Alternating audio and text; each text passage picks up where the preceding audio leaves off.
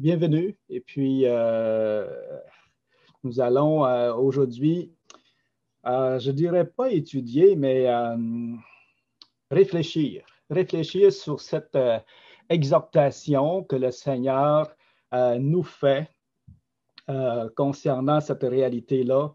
Demandez et l'on vous donnera. On peut aller lire ensemble. Je pense que tout le monde sait où que c'est écrit, cette parole-là. Dans Matthieu 7, le verset 7.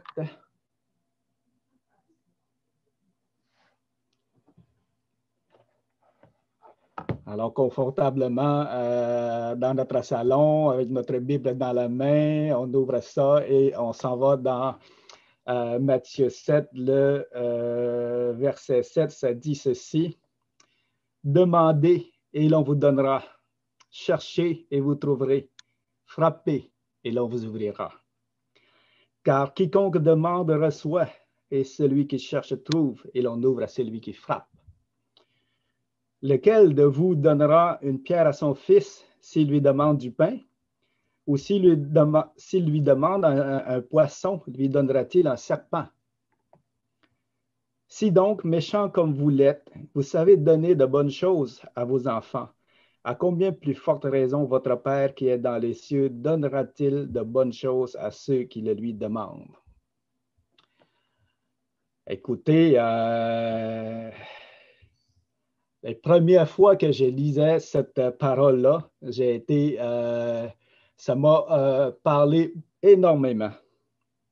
Puis je trouvais ça beau, le sermon sur la montagne, je les avais même appris par cœur. Peut-être pas la version qui a été écrite. Dans ce temps-là, je regardais le film Jésus de Nazareth ou Le Roi des Rois, je ne me souviens pas. Et je l'enregistrais sur un VHS. Et le sermon sur la montagne était tellement beau que je l'enregistrais aussi les paroles sur une tape cassette, là. Puis je le faisais jouer souvent, puis j'apprenais ça par cœur. Peut-être pas toute l'intégralité de ce qui est là, mais effectivement, il y avait tout l'essentiel. Et entre autres, une des paroles qui me rejoignait beaucoup, c'était celui-là. Demandez et l'on vous donnera. Cherchez et vous trouverez. Frappez et l'on vous ouvrira. Alors, avant de continuer plus loin, j'aimerais demander au Seigneur de bénir à sa parole. Père Saint, ta parole nous fortifie, ta parole nous purifie, ta parole nous éclaire et nous montre le chemin. Et ce matin, on a besoin que tu parles à nos cœurs, Seigneur Dieu, et que tu nous instruises et que l'on puisse être fortifié par elle, Seigneur. Je te prie, Seigneur. Amen.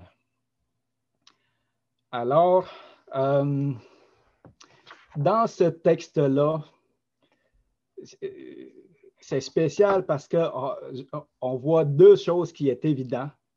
Je dirais même trois, comme comme c'est dit dans les Proverbes. Il y a deux choses qui sont évidentes et même trois là-dedans. La première, c'est que quiconque demande reçoit, celui qui cherche trouve et on ouvre à celui qui frappe. Pourquoi? Car quiconque demande reçoit et celui qui cherche trouve. C'est une situation de causalité, de cause à effet. Le Seigneur nous le présente ici comme une règle. Je ne sais pas si vous le voyez là. Il nous présente comme étant la règle. Car quiconque demande reçoit, celui qui cherche trouve, et on ouvre à celui qui frappe. Donc, c'est le fun que le Seigneur nous le présente comme une règle et non pas comme à peu près. Il n'a pas dit quiconque demande va peut-être recevoir, celui qui cherche trouve, celui qui cherche va peut-être trouver, ou celui qui frappe, ben, on va peut-être lui ouvrir. Non, non, mais il l'a présenté comme étant une règle. Et ça, c'est intéressant. Et l'autre évidence, c'est que le Seigneur, à travers cette exhortation-là, va nous expliquer pourquoi il ne faut pas douter de cette parole-là. Alors, premièrement, il dit, premièrement, comme deuxième évidence, il dit, vous, méchants comme vous l'êtes, avec une nature pécheresse, avec un cœur orgueilleux et parfois égoïste, vous savez donner de bonnes choses à vos enfants. Alors, combien, plus forte raison, le Père qui est dans les cieux en donnera-t-il de bonnes choses à ceux-là qui le lui demandent? On sait que, comme troisième évidence, dans le verset 11, c'est que Dieu, lui, il a une nature parfaite. À comparer à nous, il a une nature parfaite et sa bonté est parfaite. Et j'aimerais parler ici de sa générosité. Si on parle de générosité divine, je pense que sa générosité dépasse la générosité de tous les hommes. OK? Je ne pense pas qu'il y ait un homme sur la terre qui soit plus généreux que Dieu lui-même, ou que sa bonté soit plus grande que celle de Dieu. OK? Alors, ayant constaté ce fait-là, que Dieu que la bonté de Dieu dépasse celui des hommes, le Seigneur va nous expliquer à travers ce texte-là qu'on n'a pas à douter. On n'a pas à douter. On a toutes les raisons de croire que quiconque lui demande quelque chose va recevoir. OK? Et on sait que il y a une réalité que l'on doit quand même considérer, c'est que Dieu n'est pas le génie de la lampe, même si dans le récit de Salomon, il est apparu comme étant le génie de la lampe, demande-moi ce que tu veux et je vais t'exaucer. Mais dans la réalité, le Seigneur, notre Dieu éternel, n'est pas le génie de la lampe. Le génie de la lampe, lui, c'est un esclave. Si vous connaissez, premièrement, il n'existe pas, mais advenant qu'il existerait, qu'on regarde l'histoire d'Aladin, ce génie-là est un esclave. Il va suivre les caprices de celui qui possède la lampe et va lui exaucer tout ce qu'il demande. Et au fond, c'est des ordres qu'il va exécuter. Mais avec le Seigneur, notre Dieu, l'Éternel, non. Ce n'est pas des ordres qu'on donne à Dieu. Okay? Dieu, il est souverain. C'est lui qui domine dans le ciel. C'est lui qui a créé toutes choses. Et il veut faire grâce, il fera grâce à celui qu'il voudra faire grâce et il exaucera celui qu'il voudra exaucer. Et ce que nous, on adresse à Dieu, ce n'est pas des ordres, mais des prières, des supplications, et dans l'espérance qu'il va nous exaucer du haut des cieux. Et ça c'est une réalité. Et puis, le Seigneur va nous exhorter à prier puis à compter sur sa générosité divine. Il n'est pas le génie de la lampe qui suit les ordres, mais on peut compter sur sa générosité divine, comme j'ai mentionné tantôt. Et souvent, on oublie ça. On oublie combien Dieu est généreux. Je ne sais pas pour vous, mais dans mon cas, oui, effectivement, souvent j'oublie combien Dieu est généreux. Puis, ça m'empêche souvent d'avoir la foi, de croire qu'il va m'exaucer. Mais j'aimerais qu'on s'attarde un petit moment sur cette générosité de Dieu, premièrement dans notre vie. Je ne sais pas si on s'arrête pour réfléchir, qu'on regarde en arrière ou dans notre vie actuelle, puis qu'on se pose la question, en quoi Dieu a-t-il été généreux envers moi dans ma vie personnelle?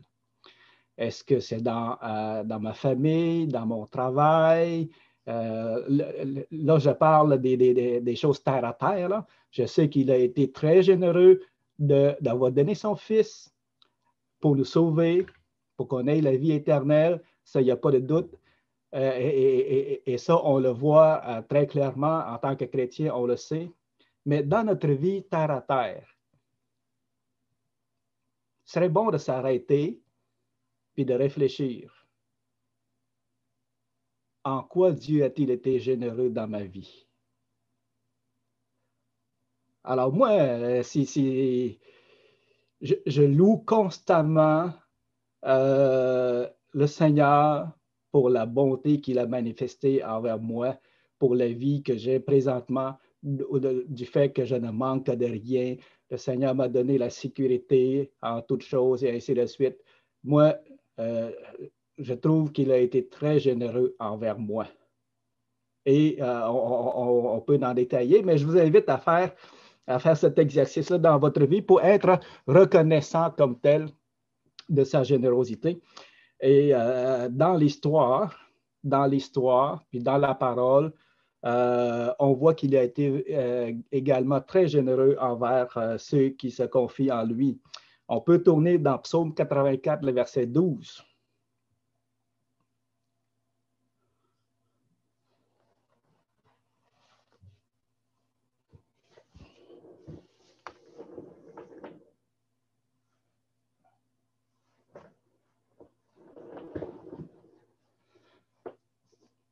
Alors, dans Psaume 84, le verset 12, c'est écrit ceci. Car l'Éternel Dieu est un soleil et un bouclier. C'est intéressant ça. L'Éternel Dieu est un soleil. L'Éternel donne la grâce et la gloire. Il ne refuse aucun bien à ceux qui marchent dans l'intégrité. C'est intéressant qu'on compare Dieu à un soleil. On sait qu'est-ce que fait le soleil quand il se lève. Il éclaire tous ceux qui est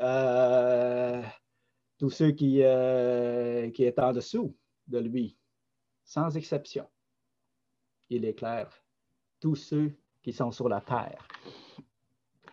Et on voit ici, on peut le lire de façon plus courte là, en disant, car l'Éternel est un soleil, il ne refuse aucun bien à ceux qui marchent dans l'intégrité.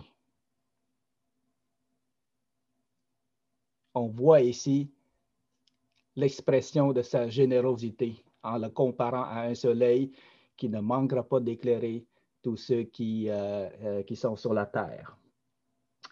Dans Éphésiens, le chapitre 3, le verset 20.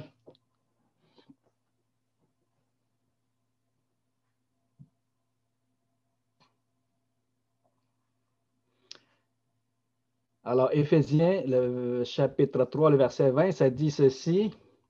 Or, à celui qui peut faire, par la puissance qui agit en nous, infiniment au-delà de tout ce que nous demandons ou pensons, à lui soit la gloire dans l'Église et en Jésus-Christ, dans toutes les générations, au siècle des siècles. Amen. On voit ici que le Seigneur a même tendance à faire au-delà de ce que nous pensons ou demandons. C'est sûr qu'il n'est pas le génie de la langue qui va se plier à tous nos caprices et qui va se plier à tout notre égoïsme, tout ça. Mais dans sa bonté, il va même faire au-delà de ce que nous demandons et pensons. Okay? Dans la parole, j'ai mentionné l'histoire de Salomon tantôt. On sait qu'est-ce qu'il a demandé. Il a demandé la sagesse. Mais Dieu lui a dit, je vais te donner la sagesse. Il l'a trouvé tellement sage de demander ça. Je vais te donner la sagesse pour que tu puisses gouverner le pays, le peuple, selon la volonté de Dieu. Mais je vais te donner aussi la richesse et la gloire. Wow! Alors, il lui a donné plus que ce qu'il avait demandé à Salomon. Et dans Acte 3, le verset 3, je ne veux pas nécessairement qu'on aille le lire, mais c'est l'histoire du boiteux qui se tenait à l'entrée du temple et qui demandait l'aumône. Puis, ce qu'il demandait, c'était de l'argent, tout simplement. Puis quand Pierre et Jean ont passé, Pierre et Jean lui ont donné quoi? Au nom du Seigneur, ils lui ont donné la guérison. C'est plus que l'argent, ça. C'est plus que l'argent. Alors, il a reçu plus qu'il avait demandé. L'histoire du larron repentant. Sur la croix, il avait demandé à Jésus de, lorsque tu vas être dans ton royaume, dans ton règne, souviens-toi de moi. Je ne sais pas qu'est-ce que ça veut dire, qu'est-ce qu'il voulait dire exactement. Je ne sais pas qu'est-ce qu'il s'attendait de Jésus en disant ça, mais j'ai l'impression que la réponse de Jésus à son égard, là, c'était au-delà de toutes ses attentes. Aujourd'hui même, tu seras avec moi dans le ciel. Hey, wow! C'est quelque chose, ça. Aujourd'hui même, tu seras avec moi dans le ciel. Qui peut demander mieux que ça? Qu'est-ce qu'on peut demander de plus que ça? Surtout quelqu'un qui est à la dernière minute de sa vie, là.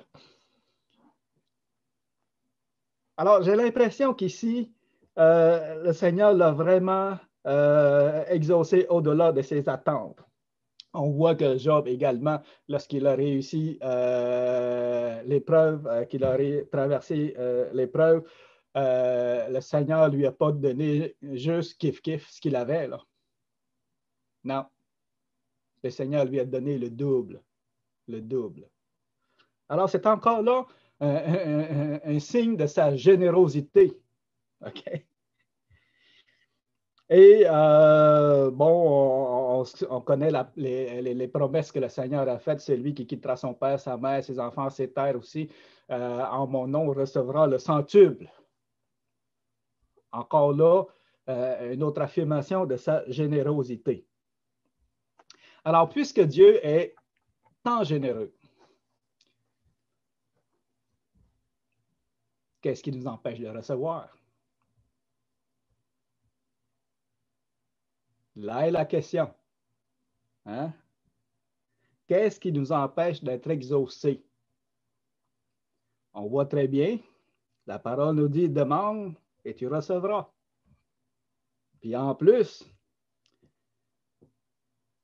Dieu, dans sa nature et sa bonté qui dépasse celle des hommes, fait en sorte qu'on est supposé de recevoir. Mais qu'est-ce qui nous empêche de recevoir? Alors, il y a 2-3 facteurs que j'aimerais qu'on regarde ensemble face à ça. Le premier étant le péché. OK? Parce que ce que le Seigneur nous a donné dans Matthieu 7, c'est la règle de base. C'est la règle de base. Une situation de cause à effet. Tu demandes, tu reçois. Tu cherches, tu trouves. Tu frappes et on t'ouvre. Mais lorsqu'on ajoute le péché à ça, ça change un peu la donne. Puis quand on ajoute le manque de foi, bien, ça change encore la donne aussi. Quand on ajoute notre égoïsme, bien, ça change aussi la donne. Alors, il y a plusieurs choses qui vont changer la donne, puis qui vont ternir cette règle de base-là qui est exprimée dans Matthieu 7. Si vous tournez avec moi dans Pierre, 1 Pierre 3, 7.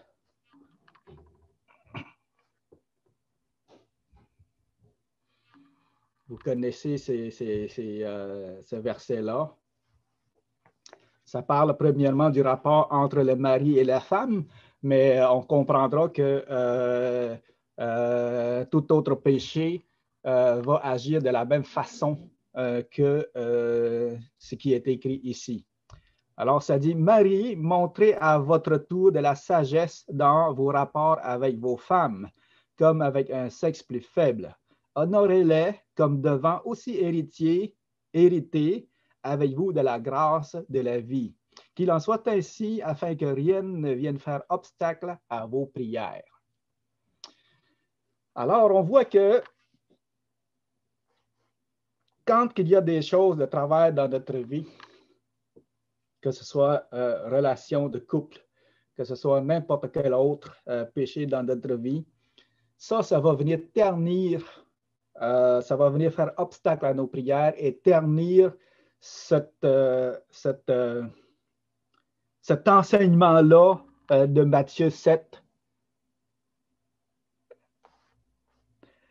Et on peut lire aussi dans Ésaïe 59, le verset 1 et 2. Ça suit la même pensée.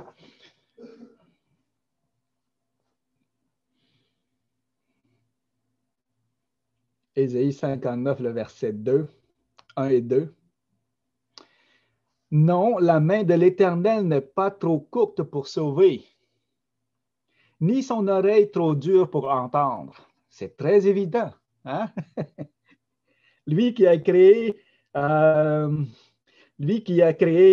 main, hein, ne peut-il pas sauver? Lui qui a créé l'oreille, il n'a pas une oreille trop dure pour entendre. Mais ce sont vos crimes qui mettent une séparation entre vous et votre Dieu. Ce sont vos péchés qui vous cachent sa face et l'empêchent de vous écouter. Voyez-vous? Alors, quand on ajoute le péché, là, ça vient de tout ternir l'enseignement de Matthieu 7. Et dans Proverbe, le chapitre 28, le verset 9, c'est dans le même ordre d'idées.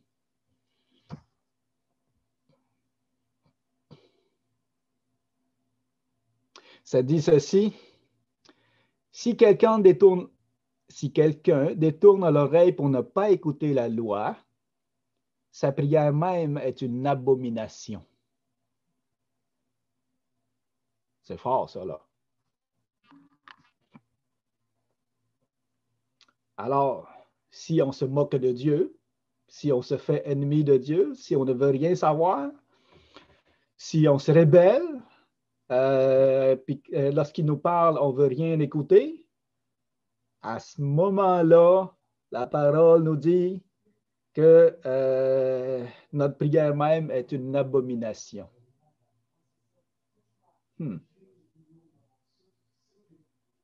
C'est fort. L'autre facteur, bien entendu, c'est le manque de foi. Dans Jacques, le chapitre 1, le verset 5 à 8, je vous fais tourner beaucoup. Hein? J'aurais pu, je ne sais pas si j'aurais voulu l'afficher à l'écran, c'était peut-être plus facile pour vous, mais enfin, ça vous permet de ne pas vous endormir en tournant les pages. Alors, dans Jacques, le chapitre 1, le verset 5, ça dit ceci: si quelqu'un d'entre vous manque de sagesse, qu'il la demande à Dieu, qui donne à tous simplement et sans reproche. Jusque-là, ça va bien. Et elle lui sera donnée. Mais, Jacques, pourquoi tu as mis un mais? Mais qu'il la demande avec foi, sans douter. Car celui qui doute est semblable au flot de la mer, agité par le vent et poussé de côté et d'autre. Quand tel homme ne s'imagine pas qu'il recevra quelque chose du Seigneur, c'est un homme irrésolu, inconstant dans toutes ses voies. Vous savez, à ma grande honte, là, souvent quand je lis ce verset-là, là, je me reconnais. Je me reconnais dans ça. Un homme irrésolu, inconstant dans toutes ses voies. Parce que je n'ai pas beaucoup de foi. Parce que je manque de foi. Parce que je doute.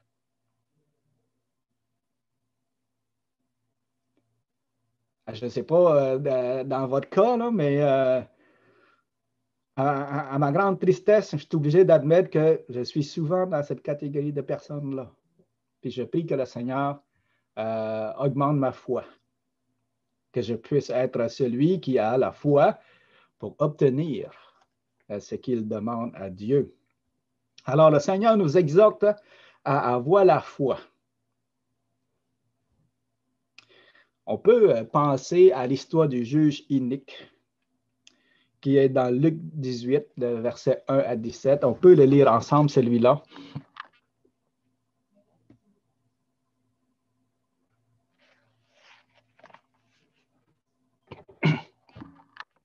Cette histoire-là va nous enseigner deux choses, la foi et la persévérance. Le Seigneur va utiliser un cas comme extrême, parce que le juge inique, ce n'est pas un enfant de cœur, comme on pourrait dire. On ne peut pas dire que c'est quelqu'un qui a bon cœur pour exaucer la veuve, OK? Et le Seigneur a pris cet exemple-là pour montrer comment que la foi, puis en même temps, la persévérance est importante. Alors, le verset 1, Luc 18, 1, Jésus leur adressa une parabole pour montrer qu'il faut toujours prier et ne point se relâcher. Okay? Il nous dit d'avance, ne point se relâcher. Ça veut dire persévérer, puis encore persévérer. Okay? Il dit, il y a dans une ville un juge qui ne craignait point Dieu et qui n'avait d'égard pour personne. Il y avait aussi dans cette ville une veuve qui venait lui dire, fais-moi justice de ma partie adverse. Pendant longtemps, il refusa. Mais ensuite, il dit en lui-même, quoique je ne crains pas Dieu et que je n'ai égard pour personne, alors vraiment, ça confirme que ce n'est pas un enfant de cœur, ce n'est pas nécessairement quelqu'un qui est bon. Et si on continue, ça dit, néanmoins, parce que cette veuve m'importune, je lui ferai justice afin qu'elle ne vienne pas sans cesse me rompre la tête. Voyez-vous? Et ici, le Seigneur Jésus utilise cette expression-là qui est forte, rompre la tête. Ça veut dire que le juge en avait ras-le-bol, puis sa tête était en train d'éclater parce que la veuve là, ne la lâche pas. Elle continuait, elle l'achalait jusqu'à ce que, regarde, il n'en peut plus. Et là, le Seigneur il dit, entendez ce que dit le juge inique? Et Dieu ne fera-t-il pas justice à ses élus qui crient à lui jour et nuit et tardera-t-il à leur égard? Alors, est-ce qu'on peut, comme j'ai mentionné ici, le Seigneur prend l'exemple du juge inique puis il le compare à lui-même. Puis qu'on sait que le Seigneur est de loin supérieur. Sa bonté est de loin supérieure à celle du juge inique, ainsi que sa nature également. Alors, si le juge inique, à un moment donné, va exaucer la demande de la veuve parce qu'elle persévère, parce qu'elle a la foi. Ça prend la foi pour persévérer, parce que je vous dis que si la veuve avait perdu la foi, elle aurait abandonné depuis longtemps. Donc, cet exemple-là nous montre, exprime les deux. Exprime la foi et la persévérance dans la foi. Et elle a obtenu ce qu'elle a voulu, malgré que c'était très peu probable. Le juge inique n'était pas un enfant de cœur pour exaucer, pour faire du bien aux gens. Malgré tout ça, elle a quand même obtenu ce qu'elle avait demandé. Et ça, c'est un exemple qui devrait être frappant pour nous. Frappant pour nous. Puis qui lui montre qu'il ne faut pas lâcher. Et il faut avoir la foi. Et maintenant, justement, j'aimerais qu'on s'attarde sur la foi comme telle. Il y a plusieurs versets qui nous exhortent de demander à Dieu avec foi, et vous les connaissez pas mal toutes. Mais j'aimerais qu'on regarde quelques versets ensemble. Dans Matthieu 18, 19.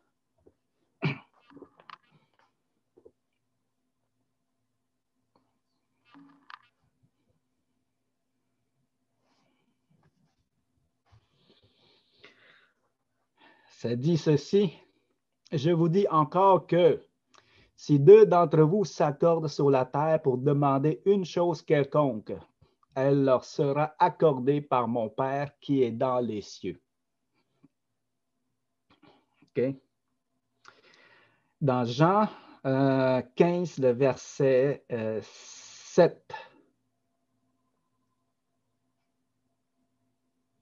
Jean 15, le verset 7, ça dit ceci.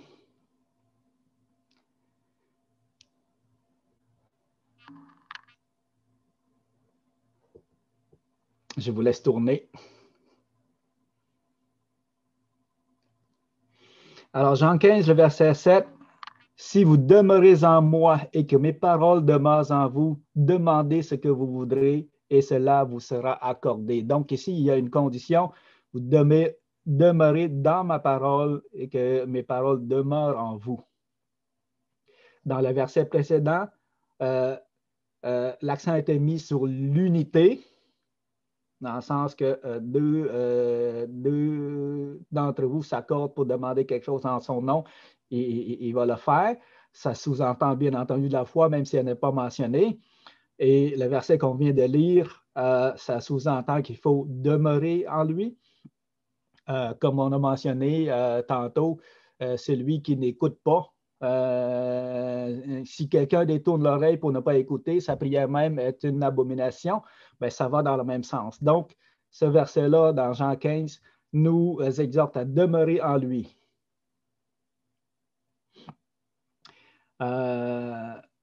Pour que nos prières soient entendues. Dans Matthieu 21, le verset 22, et là, on va aller plus dans le domaine de la foi comme tel. Matthieu 21, le verset 22.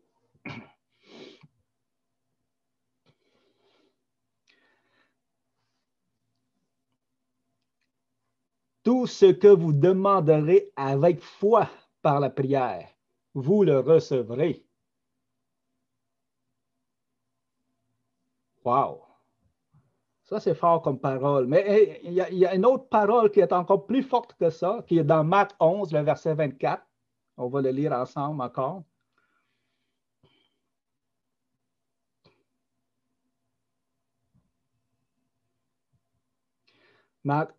Marc 11, le verset 24, ça dit ceci. C'est pourquoi je vous le dis. Tout ce que vous demanderez en priant, croyez que vous l'avez reçu et vous verrez et vous le verrez s'accomplir. Wow! C'est encore plus frappant et plus fort comme message ici. Tout ce que vous demanderez en priant, croyez que vous l'avez reçu et vous verrez la chose s'accomplir. Au fond, pourquoi je voulais amener cette exhortation-là? Enfin, tout d'abord, je voulais en parler comme au début de l'année pour qu'on puisse s'exhorter ensemble, qu'on ait une plus grande foi en priant. Parce que je pense que en tant qu'enfant de Dieu, je pense que dans ce domaine-là, on fait pas mal défauts. En tout cas, je ne sais pas pour vous, mais dans mon cas, je fais pas mal défauts. On demande à Dieu, puis souvent, on n'a pas bien de foi. Je prends par exemple, quand on demande, on prie tout le temps, on demande pour que le Seigneur guérisse une personne. Je ne sais pas si quand un frère ou une soeur est malade, je ne sais pas si votre prière est dans ce sens-là, mais la mienne, oui. Je demande à ce que le Seigneur guérisse cette personne-là. Mais souvent, on va continuer en disant si c'est selon ta volonté. Bon. Puis, en disant ça, dans notre tête, là, on va inclure si c'est selon son plan. Parce que ça se peut que ce n'est pas selon sa volonté ou que ce n'est pas selon son plan de guérir la personne. Alors, on met ça comme on met un si à la fin. Euh, Puis je trouve que là, ça vient d'enlever, ça nous donne, comment je pourrais dire, ça fait en sorte que ma foi est comme stoppée. OK? Premièrement, j'aimerais qu'on regarde c'est quoi demander selon sa volonté.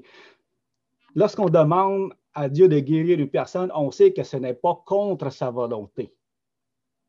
Ce n'est pas quelque chose qui est contre sa volonté de guérir une personne. Ça, on peut être certain. Là.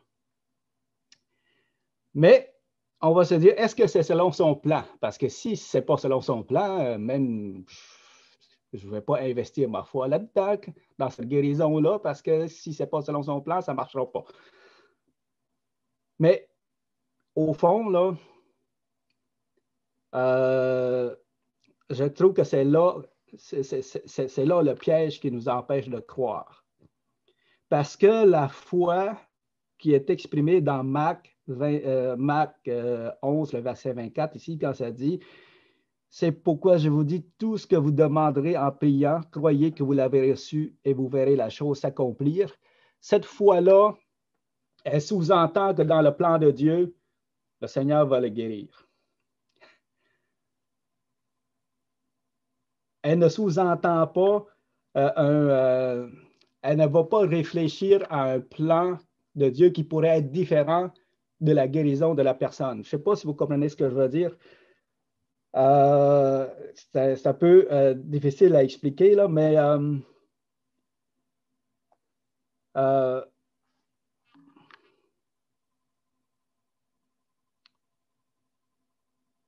ça fait en sorte que...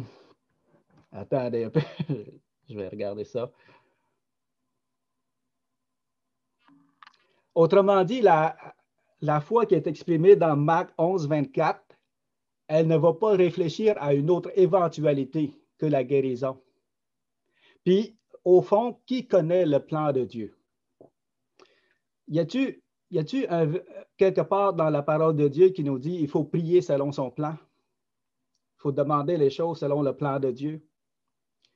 Dieu a un plan, c'est évident. Puis on doit se soumettre à son plan, c'est évident. Mais qui peut demander quelque chose selon son plan? On ne connaît pas le plan de Dieu pour faire des prières selon son plan. Alors, la foi qui est exprimée ici dans Marc 11, 24, elle s'arrête au fait que je crois que Dieu va exaucer. Elle s'arrête là. Elle ne va pas réfléchir plus loin que ça puis douter du fait que ça se peut que ce n'est pas la volonté de Dieu. Je ne sais pas si vous comprenez ce que je veux dire. Alors, il y a aussi un autre ce que j'entends aussi, c'est que souvent on dit qu'un non, la réponse de Dieu peut être un non. Effectivement, la réponse de Dieu va être un non. Et ça, c'est la réalité. On ne peut pas nier ça. Cependant, je pense que c'est plus dans le contexte où on manque de foi. Dans le contexte où on manque de foi, ben, la réponse de Dieu peut très bien être un non, puis ça va être sa réponse quand même, il va falloir accepter quand même. Mais le Seigneur nous exhorte à avoir la foi, de façon à ce que sa réponse est un oui. Le Seigneur nous exhorte à demeurer en lui, à vivre selon sa volonté, à lui être agréable. Le Seigneur nous exhorte à vivre dans l'unité, selon que le rapport entre le mari et la femme, ou que, on l'a vu dans 1 Pierre, là, dans l'unité, dans le foyer, puis dans l'unité, dans l'Église aussi, parce que quand ça dit si 2 d'entre vous s'accordent sur la terre pour demander quelque chose, alors on parle ici d'unité. Lorsqu'on rencontre tous ces critères-là, on peut avoir la foi. On peut avoir la foi, puis ne pas douter et vraiment vivre ces promesses-là là, que le Seigneur nous donne ici. Tout ce que vous demanderez en priant, croyez que vous l'avez reçu. et vous verrez la chose s'accomplir. Je ne sais pas si vous croyez à ça. C'est facile à comprendre comme enseignement, mais pas facile à mettre en pratique. Pas facile à mettre en pratique.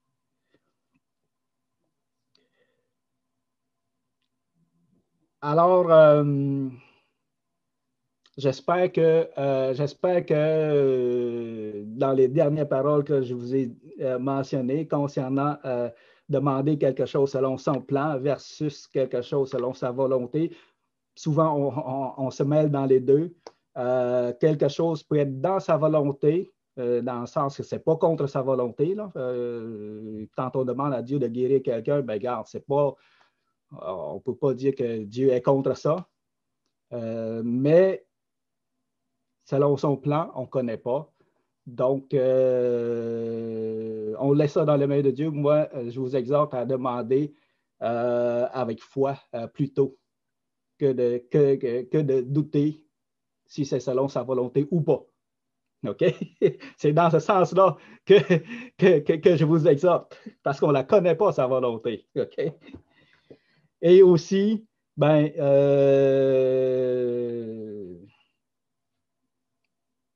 c'est ça.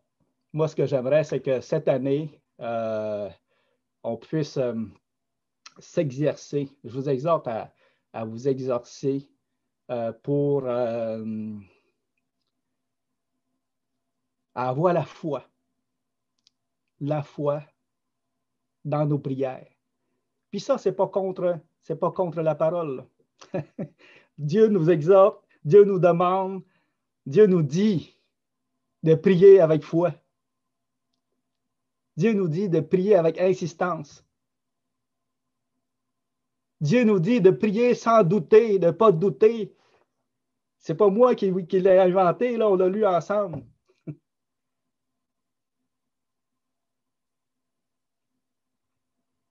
Puis de s'en tenir à ça. Et je pense que en tant que chrétien, là, les chrétiens modernes, on fait beaucoup défauts dans la foi. Pas la foi qui sauve, là, mais dans la foi de tous les jours, dans nos prières. Si vous réalisez ça avec moi, eh bien, demandons à Dieu de nous exercer à la foi, d'agrandir notre foi, que notre foi soit plus grande. Et on sait que ce n'est pas par égoïsme qu'on veut obtenir non plus, parce qu'à un moment donné, là, je ne l'ai pas devant moi le verset, là, mais le Seigneur a dit, demandez afin que vous soyez exaucés et que votre joie soit parfaite.